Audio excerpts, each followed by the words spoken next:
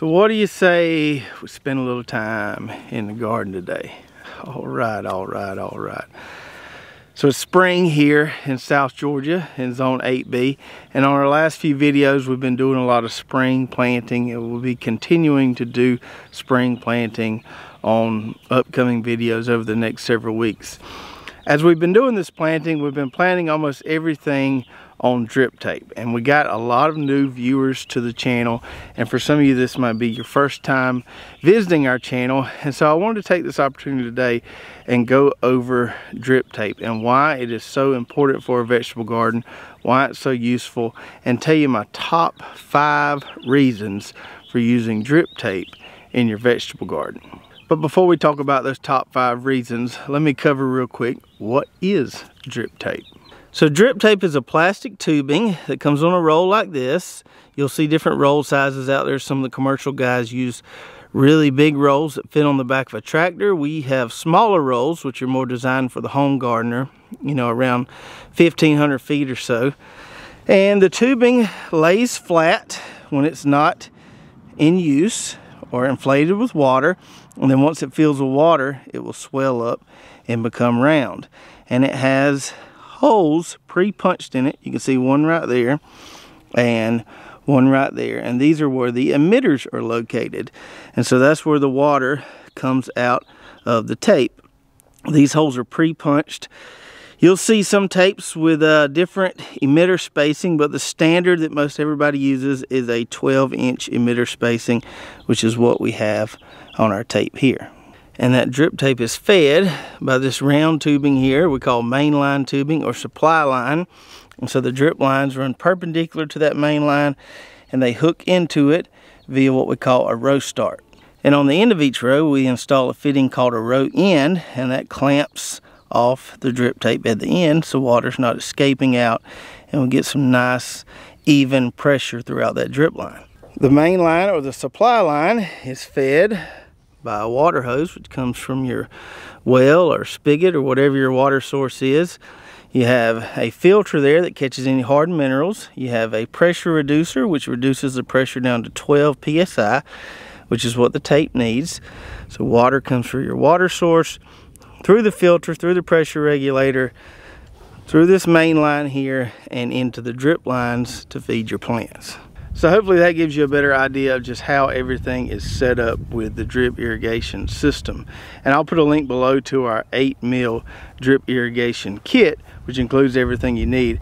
And on that product page, it has a lot of additional details as far as flow rates, pressure requirements, all that good stuff. But we pretty much designed this kit to work with about any backyard garden situation. And on this week's Row by Row Garden Show, which airs every Thursday night at 8 o'clock Eastern on our YouTube channel, we'll be covering some of the more frequently asked questions about using drip irrigation systems in your vegetable garden. Now let's talk about those 5 reasons why you should be using drip irrigation in your vegetable garden. So number 1, you're going to save a lot of water. Everybody wants to use less water, right? If you live in the city, you're paying for that water usage. If you live out in the country like we do, we have a well, but the more water we use, the higher our electric bill is. So we want to use as little water as possible to feed our plants adequately. So let's do some approximations and compare the water usage of an overhead sprinkler versus a drip system. So this tripod sprinkler here, which you can find at any of the big box stores, is going to have a water output somewhere between 3 and 5 gallons a minute, just depending on how much water is coming from your water source. We'll say 3 gallons a minute just to be, you know, conservative with our estimate here. So this plot behind me is 1,000 square feet.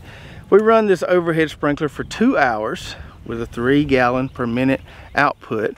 We're going to be putting out 360 gallons of water over that 2-hour period. Now let's compare that output of the overhead sprinkler to our drip system in this plot here.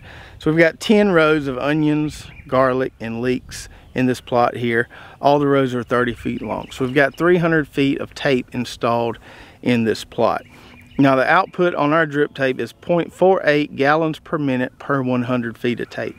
We'll just say 0.5 for approximation's sake. So The output for this entire plot here, we'll do 0.5 times 3, would give us 1.5 gallons per minute for this entire plot here. If we multiply that times 120 minutes or 2 hours, we're getting 180 gallons of water we would be using if we ran this drip tape for 2 hours. Compare that to the 360 gallons of water we'd be using with the overhead sprinkler.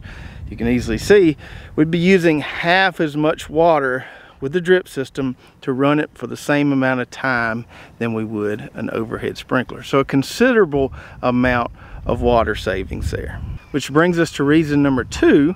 With the drip irrigation system, you're not going to have to water as long. So not only are we saving water if we ran it the same time comparatively to an overhead sprinkler, with the drip system we don't have to run it as long as we would with an overhead sprinkler. So when we're using drip tape, we like to bury it and then plant on top of it like you see with these red onions here.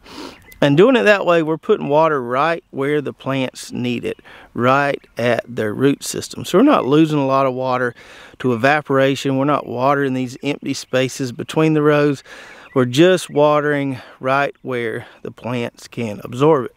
So with a drip irrigation system, our water delivery is much more efficient because we're putting water right at those plants' roots. We don't have to run it near as long as we would if we were using an overhead sprinkler. So those water savings we talked about in reason number 1 are even more significant when you consider the fact you're not going to have to run it as long as you would if you were using an overhead sprinkler. And reason number 3 for why you should be using drip irrigation in your vegetable garden has to do with weeds and your weed pressure. Weeds thrive on water, but when we're only watering right here underneath our plants where they need it, we're not causing a lot of additional weed problems. If we use an overhead sprinkler and start watering these spaces between these rows here, where there are certainly some weed seeds in the soil, we're going to get a lot of weed issues. And it's going to cause us a lot more time in the garden to control those weeds between the rows. If we only put water right here underneath the plants, we're not feeding any weeds or weed seeds in those middles there. And it's going to make our gardening life so much easier and make the garden so much more manageable. And reason number 4 has to do with your disease pressure. Plant diseases, things like powdery mildew, downy mildew, just to name a few, thrive on leaf moisture.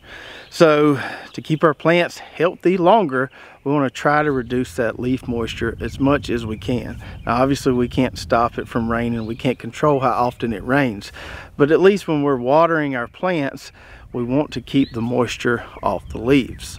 So for these squash plants here that are just now coming up, and we'll thin these pretty shortly, we want to make sure we water those at the roots and not by getting a lot of additional moisture on the plant leaves. And that's going to keep these guys from getting a lot of those fungal diseases and stopping production sooner than we would want them to. So in our hot and humid climate down here, we can keep these plants going and producing a lot longer by feeding them with the drip irrigation as opposed to overhead water.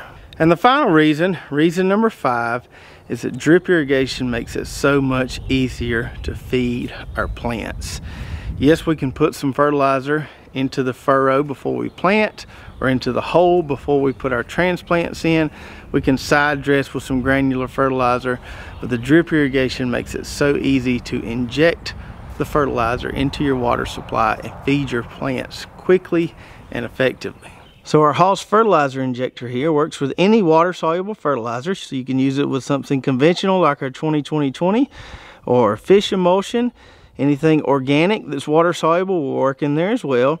And you basically just put your fertilizer in there and it injects it into your water system and feeds your plants right there at the roots, right where they need it. And you'll see a quick pop after you feed them with this thing. It makes it super easy to feed those plants. So to recap here, drip irrigation is going to, 1, save you water. You'll use at least half the water you'd be using with an overhead sprinkler. It's also going to save you time because you don't have to water as long. It's going to give you fewer weeds in your garden, make your garden much more manageable and easier to maintain. You're going to have fewer disease issues because you're keeping that moisture off the leaves, and it's going to make it easier for you to feed your plants. Now, a drip irrigation system is going to be a little bit of a time investment getting it set up before you plant, but the water savings and the time savings that you're going to experience later on as those plants are growing are going to be exponential compared to that little bit of time it took to set it up initially. And once you get these systems installed, it's really easy to just continually use them as you rotate things in your garden, as you replant season after season. You can pull up that tape, fold it up, roll it up, and reuse it the following year. Or if you're growing year-round like us, just pull it up, cultivate that area, put it right back down, and plant something else. I don't think I've ever heard from a customer who started using drip irrigation in their garden and was unhappy about it. Everybody who goes to drip irrigation or makes that transition says, man, I wish I would have done this years ago. It just makes your gardening life so much easier and makes your garden so much more manageable and just enjoyable to be out there, because you're not fighting weeds, you're not fighting diseases as much, and you can really just enjoy your time in the garden. If you have any additional questions about using drip irrigation in your vegetable garden, put those in the comments below and I'll be glad to try to answer them for you. If you have been using drip irrigation in your garden, let us know in the comments below how it has changed your gardening for the good. I'll put some links below to our drip irrigation kit and our fertilizer injector, so you can head on over to our website and check those out. If you enjoyed this video, make sure to give me a big thumbs up. Don't forget to hit that subscribe button if you haven't already, and ring that bell so you get notified every time we come out with a new video.